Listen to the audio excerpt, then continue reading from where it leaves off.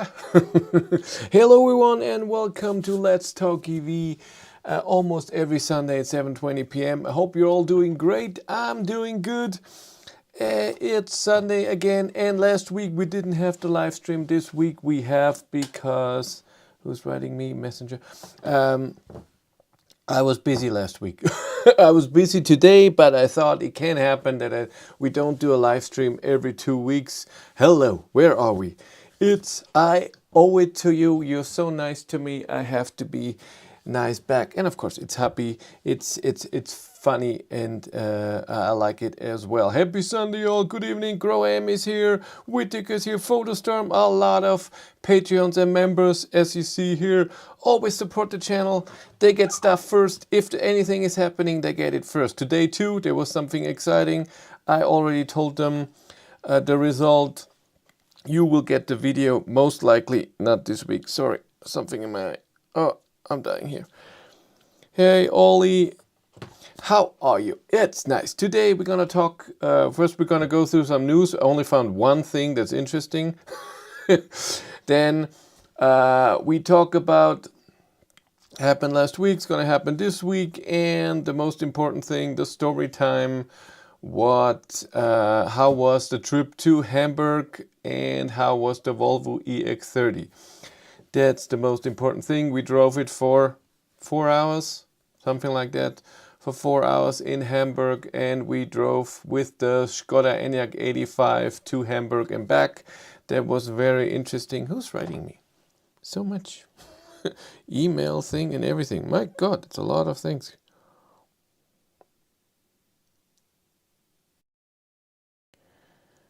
Who is he writing then? Okay, sorry. We did this, and my mom wrote me. Oh, it's fine. Yes. Sorry. It's gonna be a lot of blah blah. It could be a big EV week with the Geneva Motor Show week coming up. That's true. I looked into it. How far is Geneva? How is it to go there? And it's, oh my God, far. I was surprised that Geneva is not just in the beginning of Switzerland, it's at the end on the French border. It's extremely far, and no, I'm not going there. I have to be there for a week. I'm not going there for a day or anything. Nah, not going there. That's way too much. Even if I wouldn't have to work tomorrow. Yes, let's go through the news very quickly. There's only one thing that I found, and I didn't even hear about it. It's that Cupra showed the new Born VZ that will have a bigger battery and more power, which is very interesting.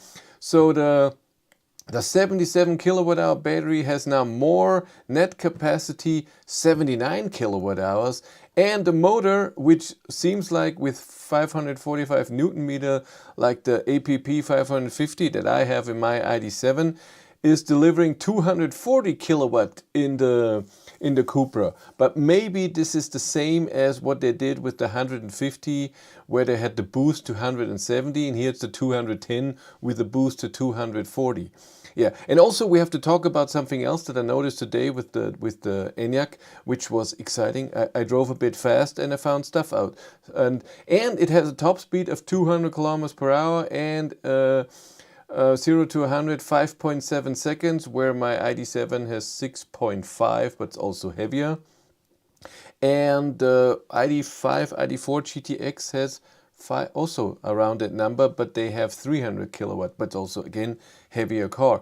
Very, very interesting. And then let's go fast through the Ionity map, and then we go. What do we have? Northern Ireland has its first charger. I saw the news about that. Britain is getting a lot the same as Edinburgh. Norway not getting anything anymore almost. Sweden a bit. Denmark 2 more. Yeah, I've charged here. Now they have a charger on the other side as well. That's nice. Hamburg, we charged here. Leerteg, exactly. And we didn't charge there. We charged here and here and here, everywhere. And France is full. Spain is in need for a few, but oh, it's getting way better to get down here. Italy as well. You can go down here easily. And around Munich is good, around Memmingen is good. I'm still waiting for this one here. It's still not open. That's for a long time. I would say 3-4 months or so. This one here, because the one in Nempitz is always busy. 6 chargers and it's always busy. So we need this one here. Yep, and a lot of charging here is coming online around here. That's good. But let's go to the main topic. What are people saying? Your costs video was interesting. Gets the next move prices into perspective. Thought those were expensive before. Yeah, the difference is the next move prices don't include charging and insurance. Oh no, maybe insurance they include, but not charging. And service costs and inspection cost and TÜV and stuff like this. This is not included. Oh look, the ID3 GTX. Yeah, maybe I still think that the Cupra will have more power. I think so. I think it's the APP, but with 13% boost for 30 seconds, something like this. Boring, wake me up when the Cupra gets 4-wheel drive. I doubt it will ever happen. I don't think so. Yeah. What happened last week? First, I got the Skoda Enyaq 85 on Thursday, so 10 days ago or so. It was delivered here. Awesome car. I drove it many kilometers. Hopefully not too much that they complain. I think I drove almost 3,000 kilometers on that car. Wait, maybe 2.5, something like this, because I did on last Sunday, I did my range test at 110, 130. 110 is already online for patrons and channel members. I will edit the 130 today, because I did 110, 130 in between the charging test. I don't know if I will do the charging test video, because it's weird with charging the Enyaq. When I plugged in, when you rent the car, that you have to do service or TÜV. I don't think, yeah, of course not. That's what I mean. So you save that. so when you buy one, you have those extra costs that you don't have when you rent. And again, you don't have charging. I mean, I had 2,900 euros, 2,200 in 36, that's 100, I don't know, 80 euros a month just for charging. Where was I? Yes, so the charging curve of the Enyaq is very interesting, but it was different when I tested it, and then we saw on the drive to Hamburg, we charged a lot, 8 times, and I don't know, it was almost different every time, and it was surprising. I saw a different peak a lot of times, so I don't know why. Because every time the battery was at the maximum temperature, it has the same optimize as the ID7, and I had it on that it preheats the battery to the charger, so it was always at the perfect temperature that the software thinks, but I always got a different peak, even though we plugged in around under 10% all the time. That was weird, so I don't know about the charging video. Then there was more. I did more videos. I did a software video with the Skoda Enyaq with 4.0, how it is in the Enyaq, because it's different than in my ID7 and different than in the ID4. It has a few things that are interesting and good, and has a few things that are very annoying. So there are some things that I'm not a fan of, and I noticed something on the drive that is not great, and I think it's because of the steering wheel that they have this extra stuff underneath that my ID7 does way better. And it's very interesting to drive a different car, the Enyaq, that is still, I think, not a cheap car, so it's not premium, but you know, it's something special.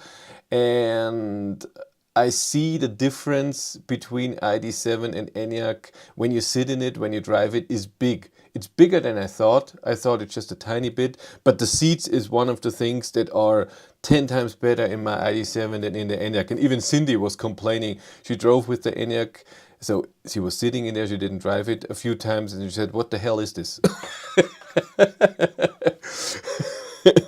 But she's a special case. She's not the normal the normal person to sit in a car. She's just so short, and a long seat is just something weird. And this is not the best spec you can have. What is that special spec there, H&M or something, where I think you have a lot of things. These are the electric seats, but only massage function on the driver. No ventilated seats like my ID7. No different massage, it's just on or off.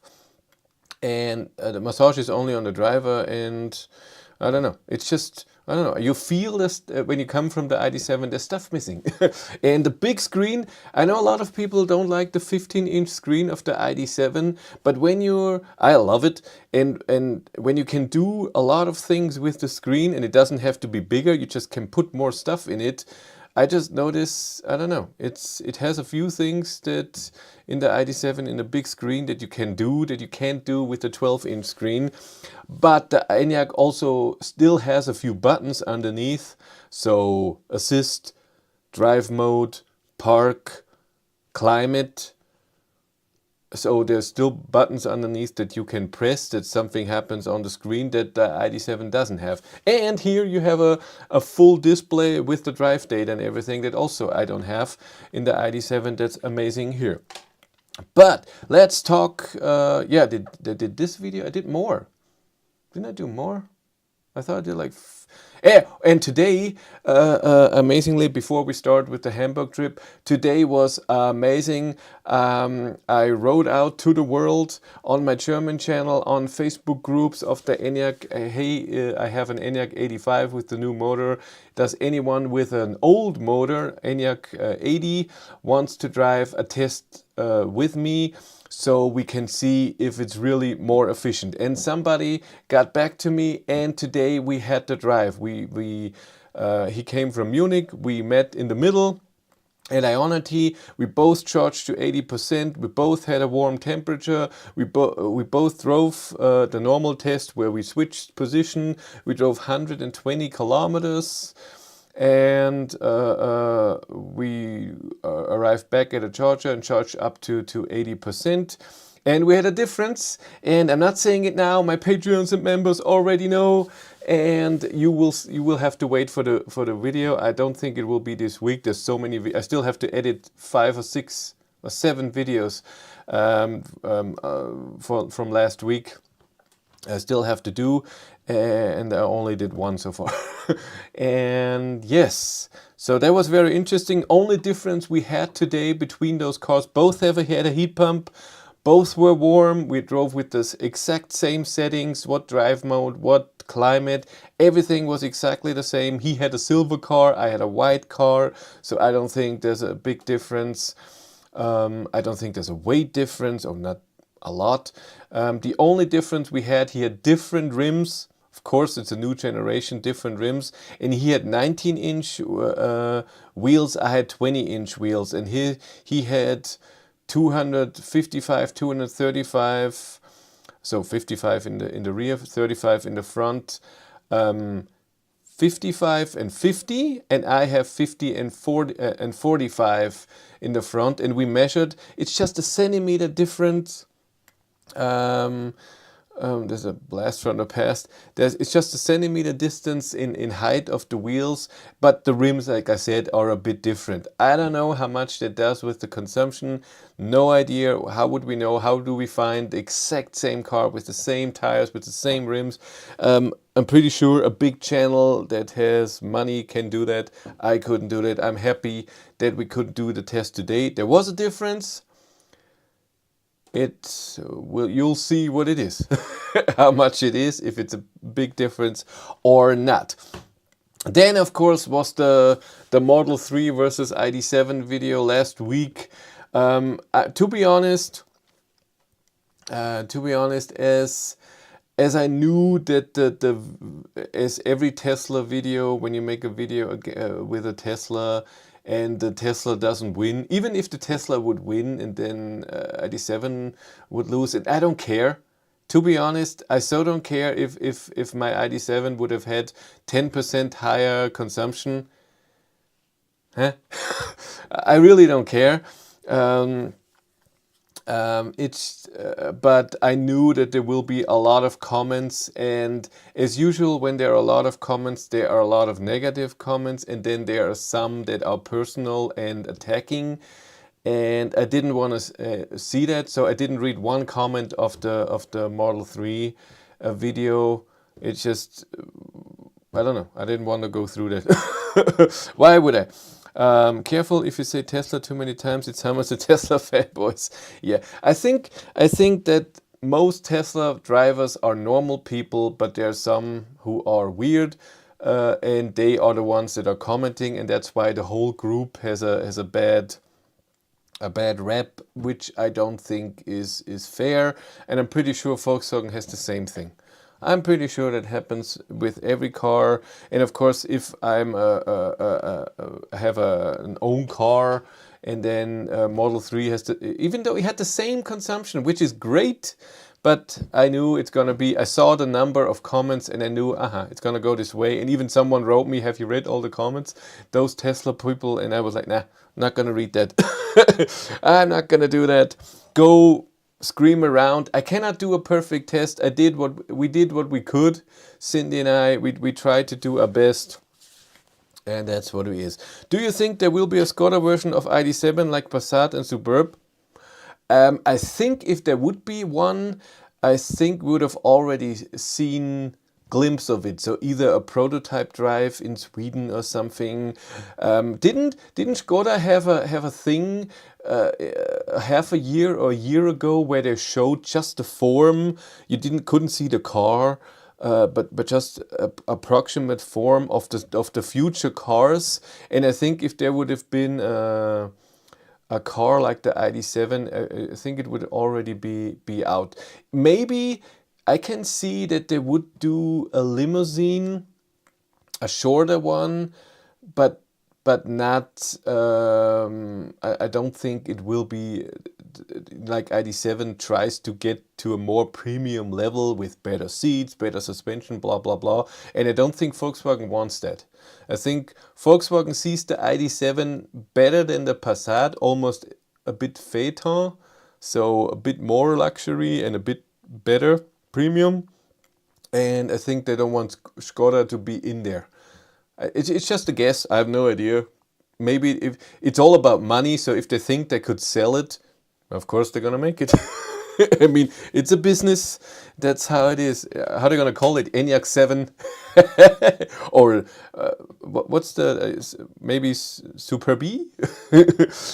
Who knows? But let's talk about the main thing that the topic is today. Story time. Driving the Volvo EX30 in Hamburg. This Wednesday, it's gonna be a neat story. It's very, very interesting for me, maybe, hopefully for you as well. It was extremely exhausting. I say that now. Somebody complained the other day. I made the see. That's why I shouldn't read comments.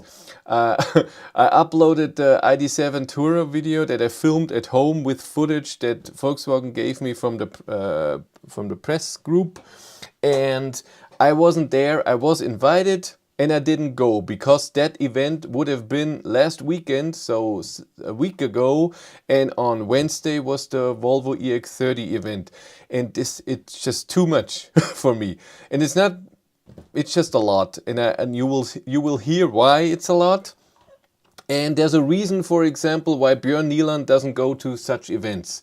There's a reason for it. There's always a time cost, what you get out of it ratio, and you have for yourself, you have to choose, is this something that's worth it? For me, I thought driving the Volvo EX30 in Hamburg is worth it. I thought driving the car, so if in Hamburg we could just look at the car and not drive it, I wouldn't have gone. And ID.7 Tourer in Mallorca, so go to Munich, fly to Mallorca, look at the car that's parked for an hour or 1.5 hours, and then stay overnight and fly back the next morning. So 2 days are gone for an 1.5 hours filming of a car. That's a lot. At least This time, like I said, with the Volvo, we could drive it. It was an experience. It's not just, okay, look at this, look at this. It's, I can tell you how the driving was, what the car did in certain situations, and all of this. And that's, I think, is for me way more interesting, and I hope it's for you. And my channel is too small for me to go every week to two events and get a video. Even if I could do that, one video for 2 days of work or gone. That's a lot. When I have a press car at home, in those 2 days I can make 4 or 5 videos or more if it's something interesting. And that's why it's all about, is it worth, and for me, do I want to do it, is personal as well. And for the ID.7 Tourer, I thought the only difference is that it's just bigger in the rear, and I can't even drive it. I cannot do a range test. Even driving the ID.7 Tourer, if we're allowed to drive it somewhere, would only be interesting if I can do a consumption test against an ID.7. Just the ID.7 Tourer alone, and if I cannot even do a range test with it, I don't see the point, to be honest, because then I do a video like everyone else. I show the car, we drive a bit, and that's it. And that's not too much. So Wolperting is here. Sorry I'm late in the video, but did you try Fisker Ocean yet? Who is the dealer of Fisker in Germany? Fisker does it themselves.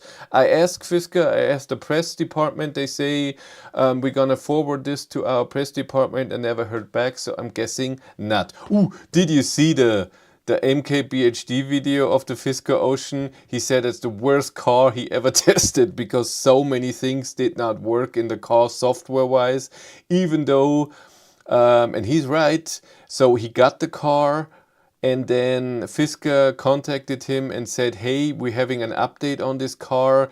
Please do not test it until the update in a few weeks. And he said, no, I have it now. This is how you delivered it to customers. I'm gonna test it. If you deliver a car with an unfinished software, that's how it is. And he tested it and he said it was not very well. It seems like often it's better to wait a short time to get longer private access to a press car than just have a very condensed few hours to get a good grasp of it. Yep, that's true. It all depends what car it is, what it is. For the ID.7, the press event was amazing because it was a drive with a prototype of the ID.7 and I could see the finished version. So it was a lot of things at the same time. In Mallorca, there was also more things happening. It wasn't just the ID.7 Tourer. There are 3 other cars shown, but again, no driving. It was just stationary cars, just filming them when they're standing there. And I said, no, I'm not going to do this. It's too much. And this was a lot with the Volvo to Hamburg. But yeah, let's go on. And the thing is too, what you just said, for example, Kia EV9, I was invited to Nizza to drive the Kia EV9. I had to share the car with someone else. So we had the car for 4 hours, and 2 hours of those, the other guy was testing the car. So I only could drive the car for 2 hours and make a video. 2 hours with a new car, filming, that's a very short time. And then when I came home and I asked Kia for a press car, they told me, hey, you were invited to the Nizza event, you were there, so Nice, you were there early, that's why you're on the back of the list to get a press car. So I'm missing out on, so someone can now have a press car for a week or 2 and do millions of tests, and I did a crappy 2-hour video because it was just short time. That's just how it is. So let's talk the drive. On Wednesday morning, I picked up, Skoda wants to make some combi. On Wednesday morning at, when did I start? 8:15, something like this. I drove and picked up with the Enyaq 85, charged it full overnight, preheated and everything. I picked up Matthias and then we drove to Hamburg. The drive there was awesome. There was no traffic jam, almost no construction zones, I think 2 and not a long one. So it was really nice. We charged a few times. We charged it at Al Puls. in Mitterteich or so. It was just 220, 230 kilometers. So we drove fast, 150 there, so we can get a low state of charge and charge really nice. My ID3 has to go to the TÜV soon with 168 kilometers. My dealer will also do the degradation test you have done on your ID3 a while ago. That's cool. Always awesome to drive in the Enyaq. So we charged it at our pulse for till, I think, not long, maybe 60% or so from 15 or 20% that we arrived. I filmed a lot, so when we drove there, inside the car, at the charger, with a drone a few times, and with GoPros inside the car, filming us, filming the road, and like I always do. I know that those videos don't get the attention that they should, because they're a lot of work, and I think they're very interesting because they're a bit more live. It's not a test, it's just we drive somewhere, how is it? And we noticed a few things. Like I said, charging was a bit inconsistent. It charges great, it doesn't have a good peak. So a lot of times we saw a peak of around 135 kilowatt, one time 140, but it stays at that 130 for a long time, I would say to 40%. And it goes under 100 kilowatt at around 70%. So that's really good. Charges really well. Today, when we charged Enyaq against Enyaq, old versus new, old software versus new software, we plugged in after the test at 46%, and we had the exact same charging curve. So I don't think it changed too much when you plug in at a higher state of charge. By the way, Björn did 1000 kilometer winter test of ID7 in 9 hours 50 minutes, which is very decent. Charging was great at 184 kilowatt. It must be cold in Norway when I did it in 9 hours and 15 minutes. Well, he drives slower, eh? He drives with 120 or what they can do there. Yes, so yeah, we charged. Then next charging stop was in Nempitz, Ionity, then Magdeburg, Hohenwalsleben, where we were all the time, and then Lehrte Nord, or what it was, also Ionity, till we got to Hamburg. What we noticed in the Enyaq is the self-steering is the same as in the ID7, really good. Head-up display is good. Head-up display looks a bit different, it looks a bit stretched than in the ID7. Is a different look to it. It was 3 degrees and rain and headwind on the way south. 3 degrees? I did mine at minus degrees. I was good. But again, it's always with the weather, with the traffic and the speed that you can do. In Germany, of course, it's a bit better on a Sunday, especially, that you can drive a bit faster. Especially I was always doing 130 to 140, and I was doing when it was colder. In the summer, I'm sure I can beat 9 hours. I really think I can do 9 hours in the ID7 in the summer with good consumption when there's no traffic jam and no construction and everything, which is hard to do.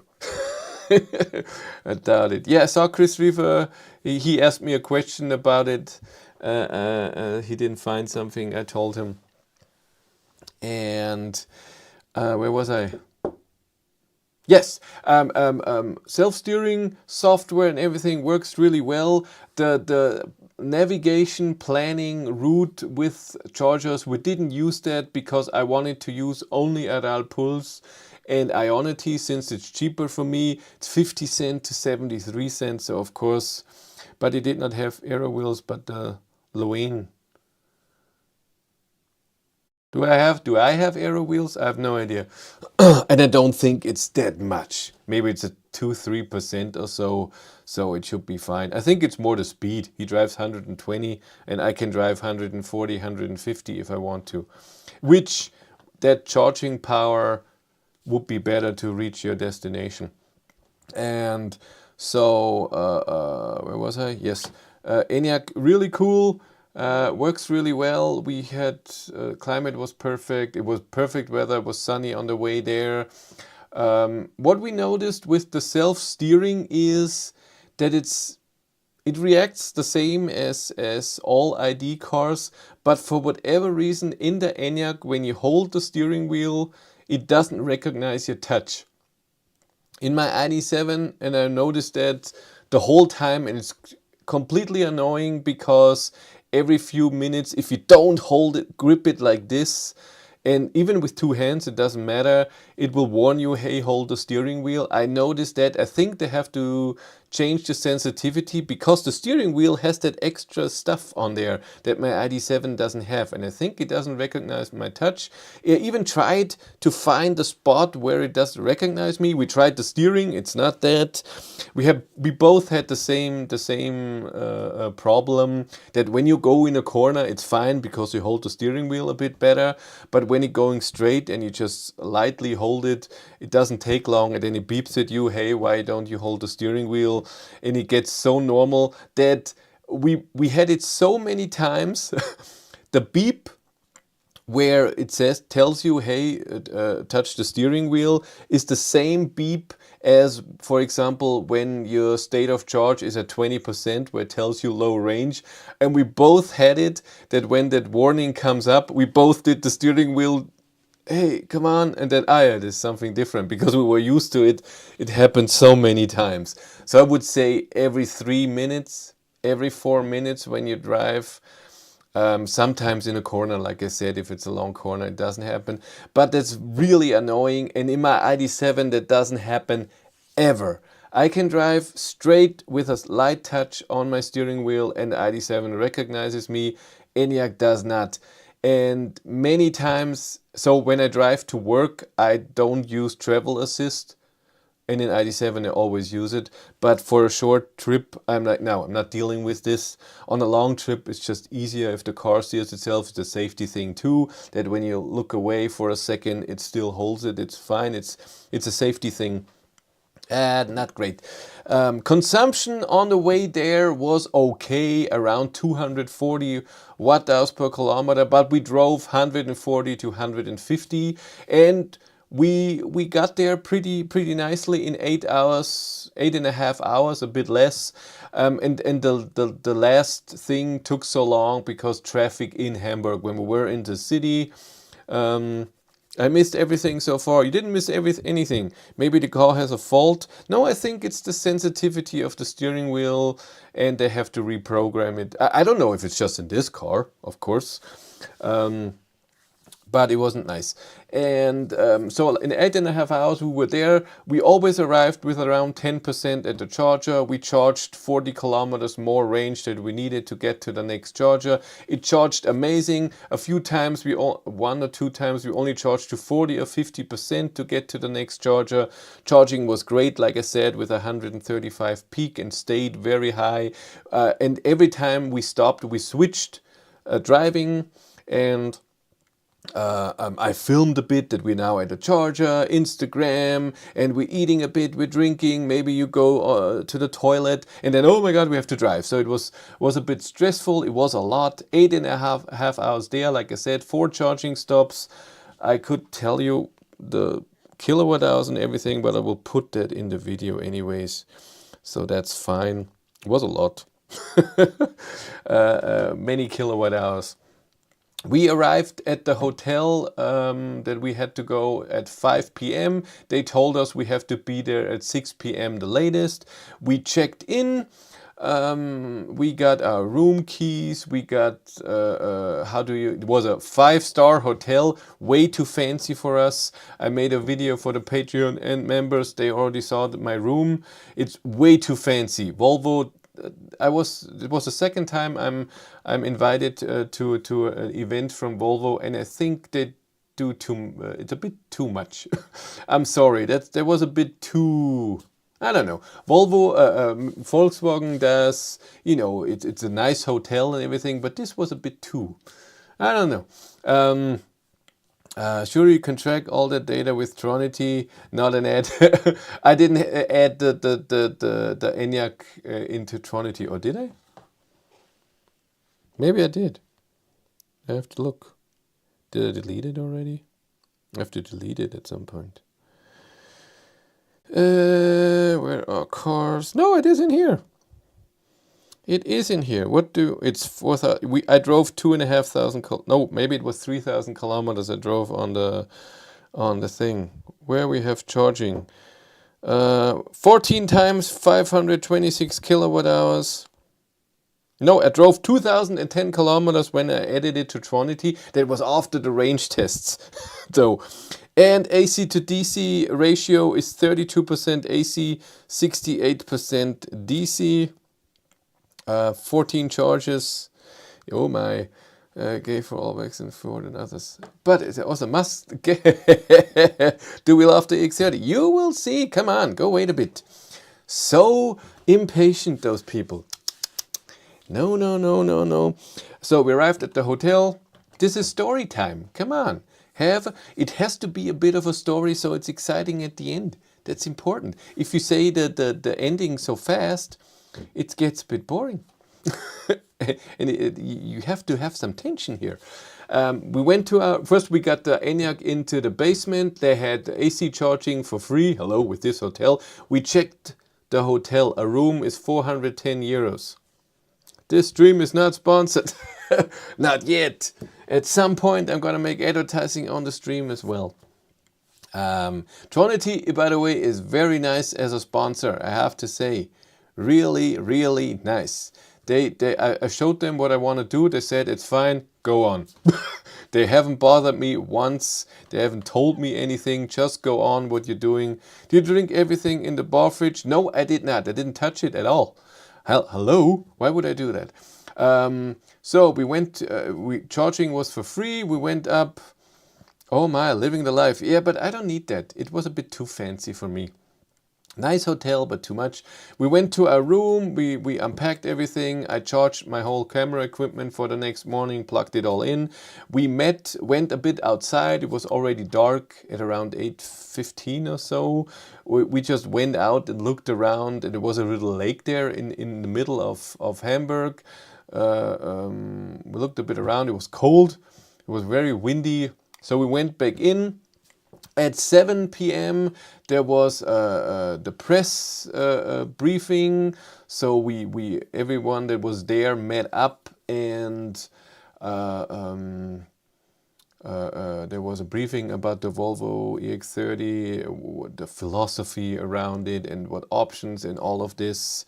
That took an hour, and we were lucky. So in the beginning they invited me for a different date, and they told me that I will have to share the car with someone else. You drive 4 hours, like with the Kia EV9, 2 hours someone else is driving, 2 hours you. I told them I have a cameraman with me. I bring Matthias. He films me. Is there a way? Expected better from what? Interior and the rear seats was. Oh, the rear seats, yeah. Is there a way I can have the car for me? And then they switched around, and that's why I got this date. At this date, there were only paper journalists, so it was all German, and they were all so print media, which I didn't think still exists. But I talked to a few of them, and a few knew me. One wrote something about me when I did the degradation test with Walter, my ID3, at the 2 years mark. And he said, I know you, I did a piece about your car. And I was okay. And we talked a bit, nice guy. So we had that briefing. They talked about why Volvo EX30, what they're expecting. They're expecting extreme sales with this car, and that it's so cheap. It starts at 36,500 euros. Why not? I do check the rear seat height every time in every car. In every car, I say how much headroom I have. Hey, have an Automotor Sport mini abo. There was no one about that. And Automotor and Sport sends video for their YouTube channel, and something like this. They don't. For print media just goes from that. Maybe I'm wrong. Maybe it's extra too. But then there was questions, and they explained why there is no cockpit in the Volvo EX30, which I thought was, naja, 270 horsepower, by the way, 271 for the 36 and the small battery. The car we drove, the car we drove had the rear wheel drive with the big battery and a few options, and it was 52,000 euros, and no head-up display, no cockpit, nothing special in there. I don't know. Chris, it's not the headroom, it's how low you sit.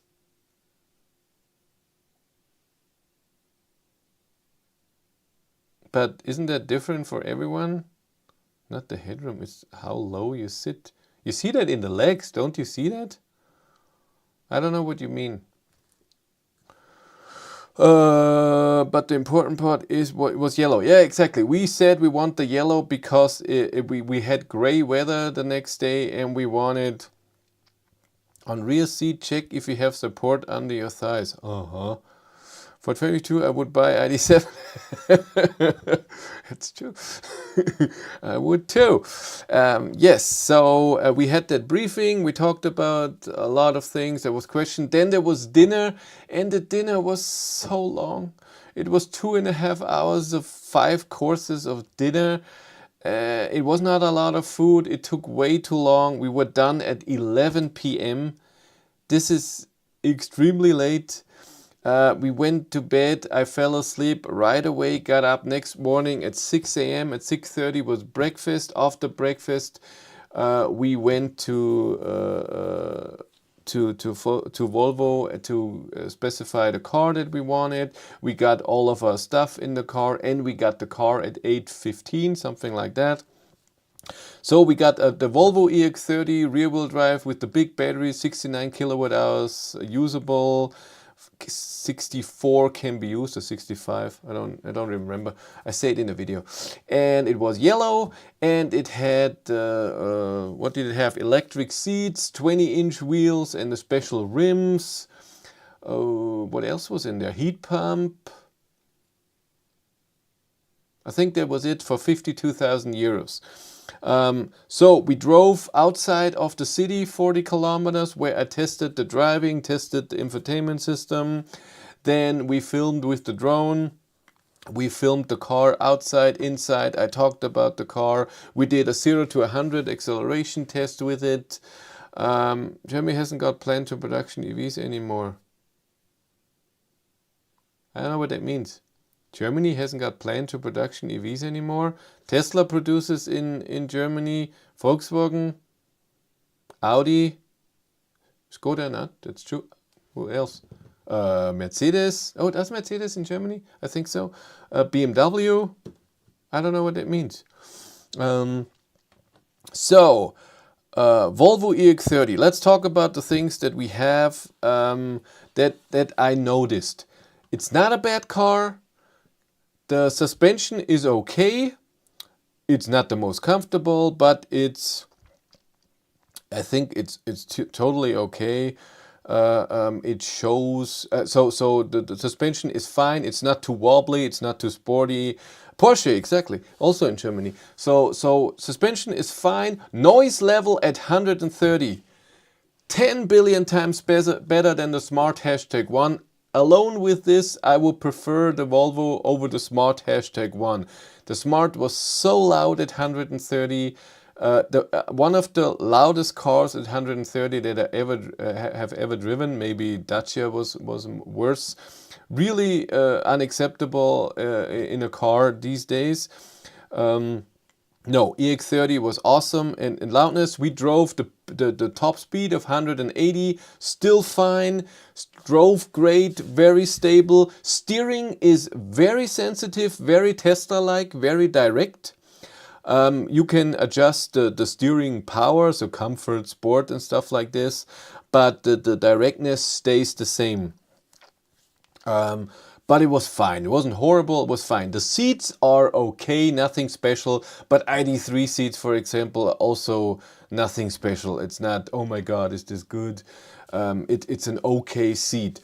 It feels a lot like a Tesla since you don't have a cockpit. You have a portrait mode screen that shows on the top your range, your state of charge, your speed, and your driver things. So if you have cruise control off, distance to the car and everything. And underneath you have your map, then you have your radio, music, and your, what was beside it?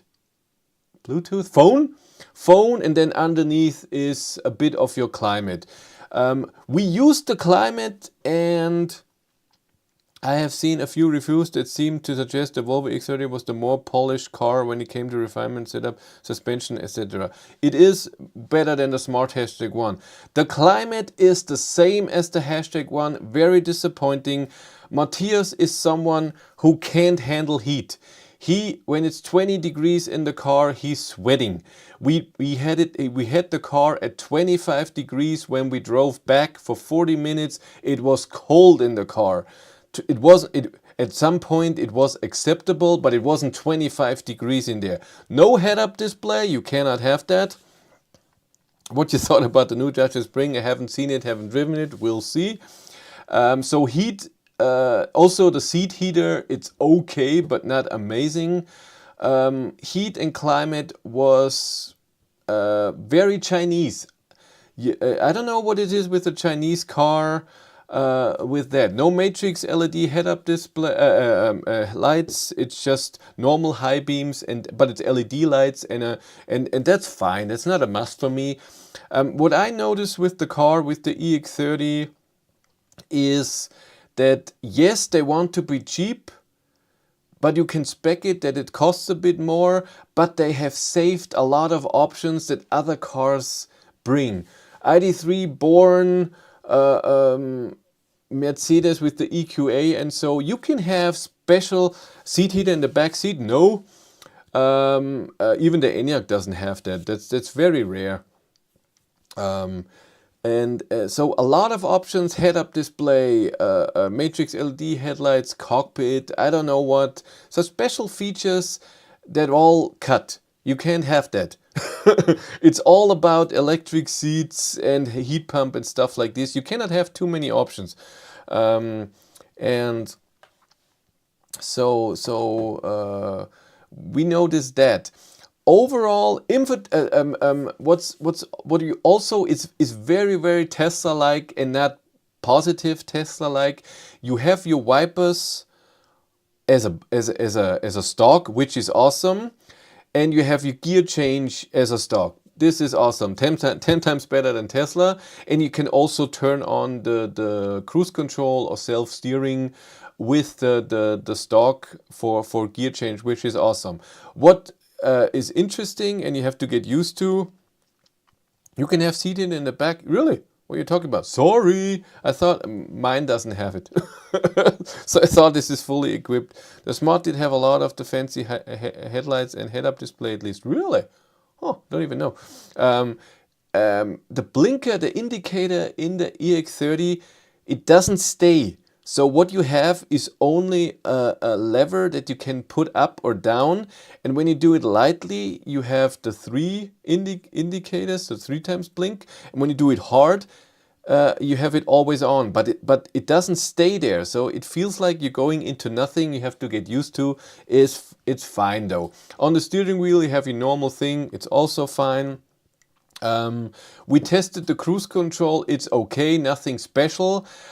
What we noticed, a few things, it's very Tesla-like, is options in the infotainment system that you don't have as a button. Rain sensitivity. Your rain sensor for the wiper, you can have it on or rain sensor or wipe a lot, you have that. But if you have it on rain sensor, the sensitivity is in the infotainment system, not on your stock. The distance of your cruise control is in the infotainment system, not on your steering wheel. So you have to go in if you want to change your distance. Regen, you don't have anything to change it. You have one pedal drive or not, and that works really well. Regen is very strong, like we know from Volvo, even if the battery is very full. Works nice, feels good. They've done well. Power of the car is also good. We did acceleration test. It's not as fast as Volvo says. We did an acceleration test and we were slower than what Volvo says, but we had winter tires on. It wasn't the perfect temperature and we were at 80% or so, or 70, but it wasn't amazing. So it was still great, great acceleration, better than ID.3. But it's not the number that Volvo says, but it's fine. Come on. Yes. So we noticed a few things, especially when you turn on change speed with the cruise control. Sometimes you press a button, nothing happens. You have to press it again. At some point it works. Infotainment system is there right away. It's okay. There are a few things that you can turn on very easily, turn on and off. So for example, the new speed warning that every car now has, that with EU regulation, you can turn that off extremely fast. You can even have a favorite button on the steering wheel that can have 3 things, and one of this is the turn off the speed warning. Then lane assist can be turned off very easily. That's nice. You have a camera in front of you, as all Chinese cars, who will protest if you look for 1 second to the left. It will say, please pay attention to the road. You can turn that off as well, but this is buried deep in the assist. So this is not very easily accessible. You have to go into vehicle, assist, all options, and then it's called driver alert. No distance on the wheel. No, you have to do that in the infotainment system. And you have only 3 distance, 1, 2, and 3, and 3 is not that far. So, but it's okay. Does it well. The wiper worked well. It's fine. We did the sensitivity in the infotainment system. I don't like that either. Yes, the interior of the EX30. Everybody always said ID.3 looks cheap. I think this looks cheaper. Maybe the front is okay, but in the middle, especially the compartment underneath where you can put stuff in, where you have the 2 USB-Cs, I don't know. It doesn't look okay. What we also noticed, and I forgot to mention that in my video, but I can say it now. When you sit in the car, you get in. I'm not the tallest person. I'm 180 centimeters, 6 feet. When I put the seat in a distance away from the steering wheel that I'm comfortable. Hey, sweetheart. Hey, Mark. And I'm sit comfortable. I have the good distance to the steering wheel, good distance for my feet for the pedals. The door doesn't have any buttons. There is no open the trunk, open the front window opening. There's nothing in the door. That's in the middle. In the middle you have window control, and if you want the rear, like in the ID.3, you have to press rear and then do the rear. And if you want to open the trunk, you have to press a button in the infotainment system. And it's at several positions, but you have to go into something. No, it's not true. It's underneath. It's always there, so that's fine. But when you sit in there, in my height, there's an armrest here in the door. So it's a door with an armrest. So there's nothing in the door and then an armrest. It's not in the door somehow. It looks interesting, but not bad. What we noticed when our height, when we sit, our elbow is behind that armrest. It's in the door. So we cannot sit like this. We have to sit a bit forward. So in the door, so our elbow is on that armrest. So that was a bit weird for especially Sweden, tall people. That was weird. The armrest in the middle is fine. You cannot open it. There's nothing in it, but you can press and then a cup holder comes out. First it's 2 and then you can push it in, then it's only 1 cup holder. So that's nice, it's okay. There's no glove box on the right, but there's a glove box in the middle under the infotainment screen, and you have to press a button to open it. You cannot open it by yourself. Closing, it's not motorized.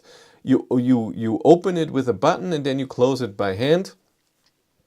I got my ID.4 first back from the module replacement, 3 days repair, had ID4 Pro loaner dropping off my IE in 24 days. Yeah, then it's gone. So that was the interior. The trunk is fine. You have 2 floors, which you can put a charging cable underneath. It's not gigantic, but it's fine size-wise. The front is for nothing. It's 7 liters. I don't think you can even put a normally sized charging cable in there. I think it's this tall or so, and it's already small in the rear wheel drive, so I think it will be the same size for the all-wheel drive. They don't change it just because all-wheel drive or rear wheel drive. I noticed that. Rear seats. In the rear, you have 2 USB-Cs. I don't think they were air vents. I don't think you need that.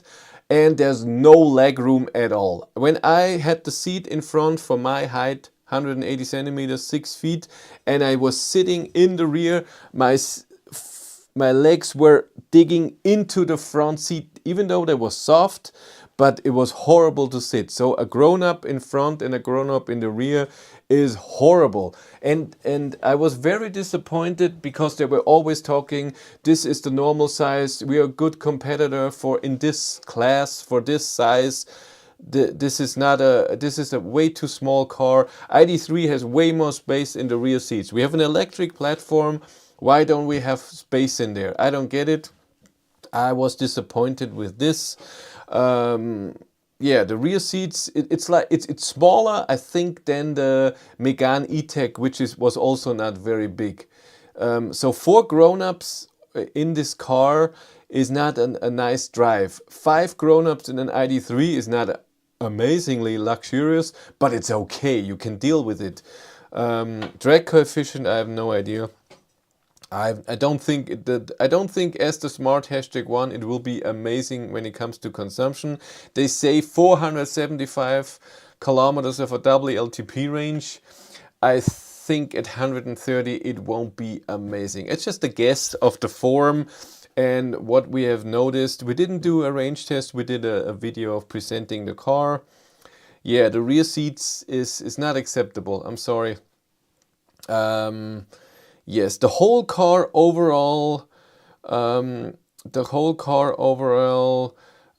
is, I think they went for a cheap car, and for whatever reason, for me it feels a bit cheap, but I think the price doesn't reflect it. So I think if they would give it a cockpit, a normal middle console, a normal glove box, and a bit more space in the rear, and then it would cost 38,000 euros, not 36.5.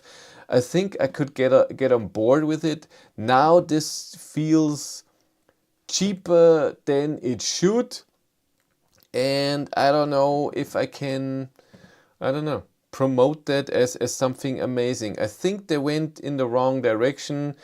I understand that other Volvos cost way more, as a EC40 as they are called now, and the EX40. That's, by the way, amazing. Rear seats optimized to see dogs correctly. For us, it's perfect, but still, you can barely fit anything then in the foot area then, which is amazing. By the way, my ID7, the space between the seat and my front seat, even if I'm sitting in, I can put a whole shopping thing in there, which I could never do in my ID3. It's awesome. I was really frustrated with how compromised the side of the interior of the EX30 was, even compared to the Smart. You could at least slide the rear seats backwards. Exactly. That was a great thing in the Smart #1. I like that. If you need more space for the passenger, you go back and then you lose a bit of the trunk, so you can decide. I like that. Got an insane offer for an ID4 standard, 62 kilowatt hours, 19,000 kilometers, 260 euros a month. The small battery, is that enough for you? It charges also not too amazing. It's very overpriced for a cheap car. I wouldn't say overpriced, but it costs. I have to say, when I look, I know I'm biased here because I drove an ID3 for 3 years, but when I look at an ID3, hopefully, especially when the facelift comes out this year, when you get battery preheating, which the EX30 doesn't have, so no button, it does it automatically, and you can have a 77 kilowatt hour battery, but you can have a head-up display, you have an instrument cluster, a cockpit, you can have just so many things, massage seats, stuff like this, and that you cannot have. I don't know, even as a standard ID3 with nothing in it, I think feels a bit better. Driving wise, I think it's half-half. I still would give the ID3 a better drive. Infotainment system wise, the EX30 infotainment system is very good. You have Google Maps in there, you have YouTube, we have Spotify, which is awesome, all internet connected. That is awesome. That's very Tesla-like. But that you don't have a cockpit. For me, not having a cockpit always feels cheap. Someone tries to save money. They said they did a customer questionnaire and most of the people said they don't want a cockpit, and I don't believe it. They just thought it looks better, but it's not better to drive. Do you also get a smart #3 press car in the future? Didn't even get us a #1. I don't think so. I think the revised ID4 will be much better, new screen processor software. I think so too, but ID4 costs a bit more than an EX30 and way bigger. The LFP in the cheaper core model of the EX30 might make it a better value, but in its current form, it's a struggle to see the value. That is the LFP, the small battery LFP battery, 50 something kilowatt hours, is the one for 36,500 euro. If you want the big battery that's not LFP, so nickel, magnesium, what is it? Cobalt, whatnot. At least you have stocks, that's true. Costs then a bit more. I don't know what it was. And it costs very similar to an ID3. And I don't know. I feel like in the ID3 I get more. In a Megane E-Tech I feel I get more.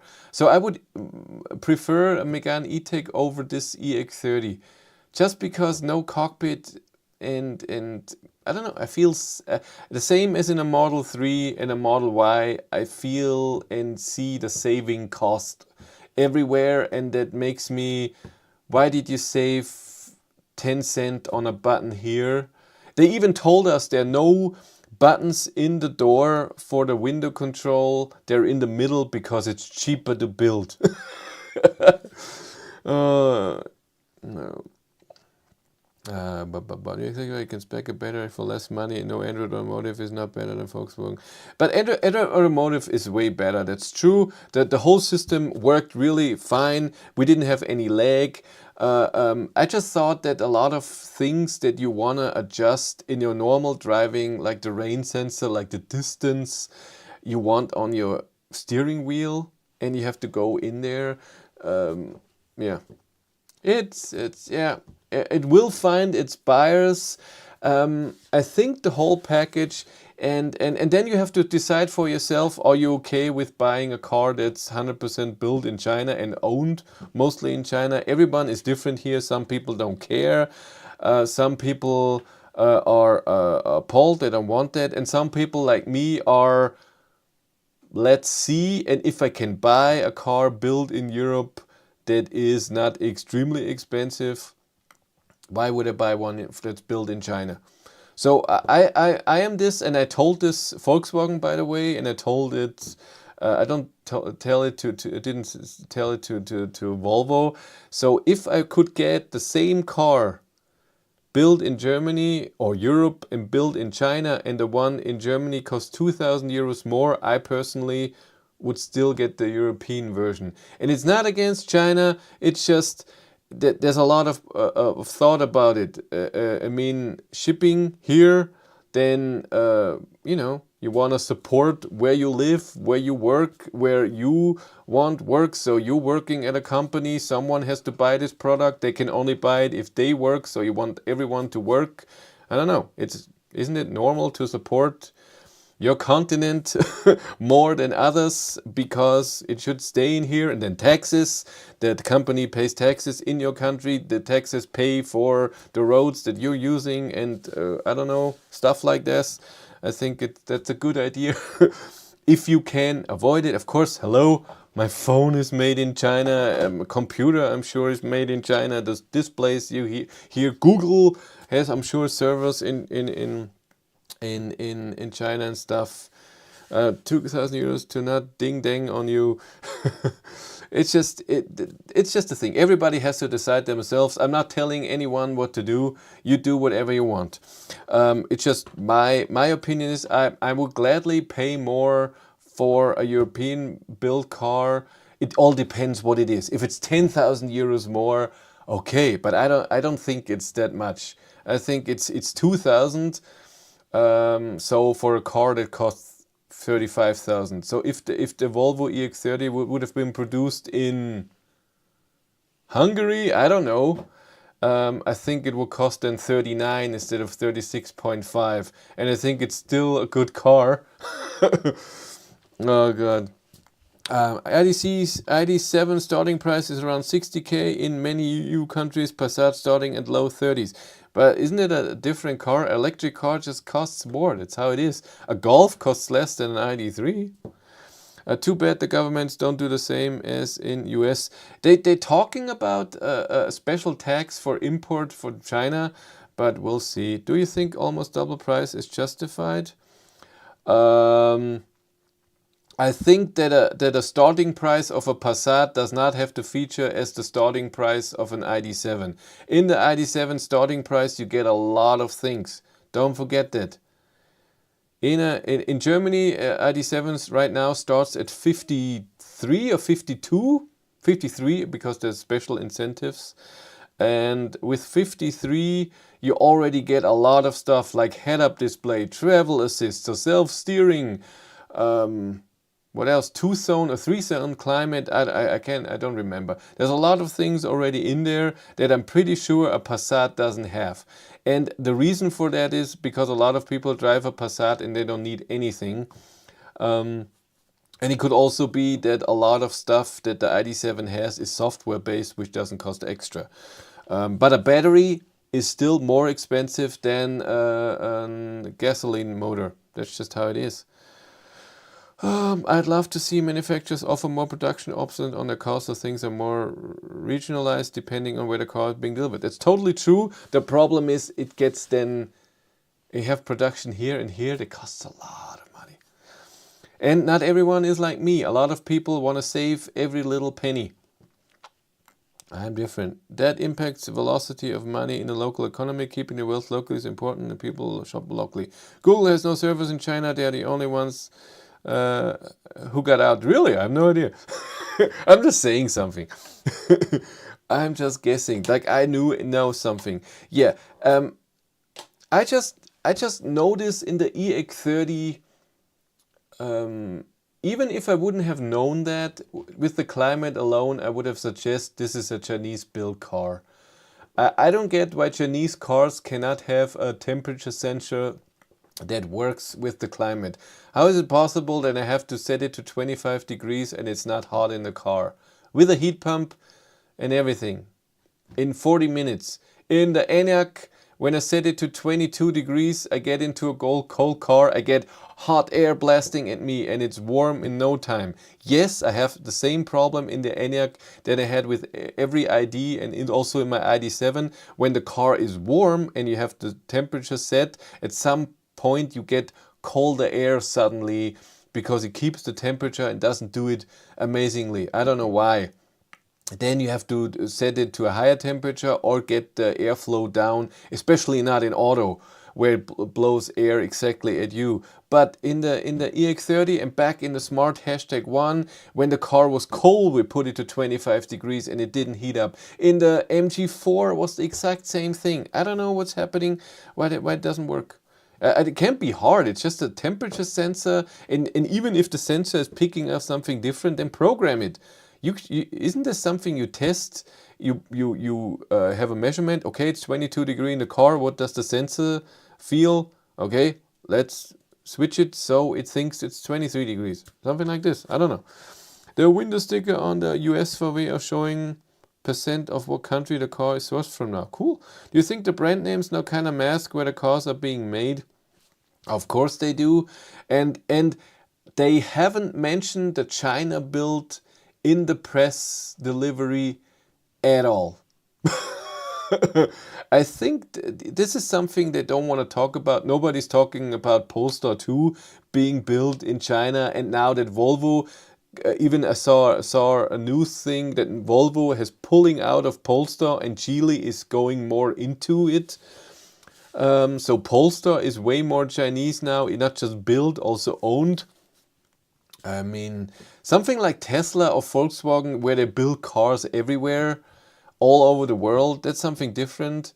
But if you're just building in China and the car is being bought by China, that's just something different. From a public perspective, kind of perspective. The MG4 has the same behavior, yeah. Not for long. Cattle and BYD already said the battery prices will drop 50% during this year. That a lot and will impact prices. I'm sure it will impact price. The question is the price of a Chinese car, but I think you're talking about the battery. Legally they can't. It would be false advertising. What did I say? I don't know. Now you have to wonder what they will do with the next XC40 recharge. It's now called EX40, by the way. They have changed the name, which is awesome. They got rid of the recharge. So an XC40 is the gasoline ICE car, and the EX40 is now electric. The same with the C40 is gasoline or diesel, and the EC40 is the electric car. The same with the EX90 will be the gigantic 7-seater. Will it just be a bigger copy of the EX30? Well, the new facelift XC40 just came out. I drove it a few weeks ago with the new motor that the Polestar also have. Cupra also being built in China soon. I heard that. I find the design of European cars is better than the Far East EVs. They seem to try a bit too hard. It's, that's a taste thing. I don't find the MG4 to be an ugly car. I think it's okay. The Marvel R is a bit weird, but it's fine. I have an Enyaq VRS on order. It's more traditional in design to my colleague's Model Y. It looks a bit more normal. Model Y is not a bad looking car. I don't think so. It's fine. Okay, I think we're done for today. You got the whole story. Well, the drive home, we do that quickly. Drive home. So we tested the EX30 till 12:30. At 1 p.m. We went home, and it took us 10 hours to get home from Hamburg, because there was a traffic jam in Hamburg to get out of the city, and then there was a gigantic traffic jam on the highway around Wolfsburg. Of course, if I drive an Enyaq from a Volvo presentation around where Volkswagen is located. Only 38 likes. Yeah, I didn't do the like game, I know. There was a 3-lane highway was condensed to one, and it was really busy. We had to go a different highway and back. It was an hour more than it should have been. And we charged again 4 times. It started to rain like crazy. Consumption went up big time. On the last trip when Matthias drove, we drove 130 or so, and it was raining like crazy. Consumption even went up to 300 watt-hours per kilometer. Maybe it was going uphill as well. I don't know. So this happened, and then I got home at 11 p.m. Showered and went to bed and was dead. And next day I was also dead. Didn't do anything next day. So 3 days are gone for one video with a car. That's why I don't go to every event. I have to think about it. Do I want to do this? That's how it is. I have to turn off the heat here because I don't need that anymore. I still have to edit one video today. Hopefully. Have to do that. Yes, that was the trip home. This week there will be a few videos with the Enyaq. I still have to edit a few. Tuesday is the first video. Yes, I think that's it. That was story time with the Volvo EX30. I told you everything. Video will be coming. I don't know if it will be this week. I don't have a rush. And it will take a while because it was a lot. With filming inside, filming outside, presentation, drone footage. I want to make it a bit of a nicer video, not my typical stress. I don't have time videos. Okay, you all take care. I see you soon.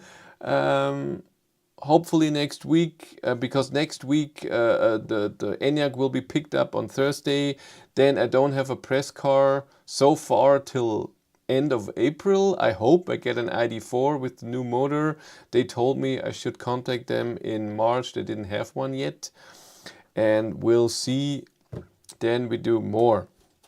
I tried the Kia EV6 yesterday, like the Ioniq's better.